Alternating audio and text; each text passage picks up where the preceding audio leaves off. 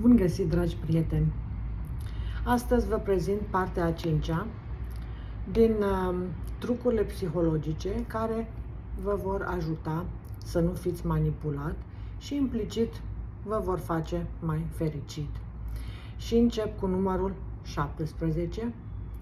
Fii atent să captezi schimbarea tonului, nu numai a cuvintelor, dar și schimbarea purtării a manipulatorilor din fața voastră.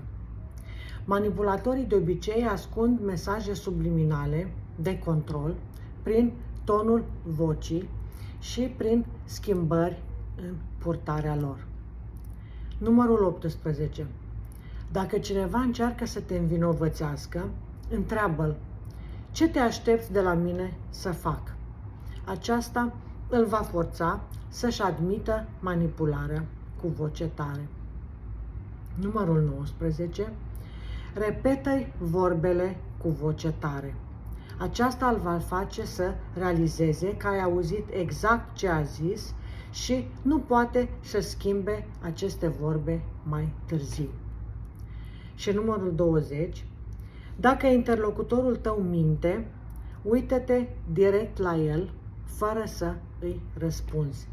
Aceasta îl va face inconfortabil și va încerca să vorbească, să umple golul, plus își va da seama că știți deja că vă minte și atunci nu poate să-și mai continue manipularea. O zi frumoasă vă doresc!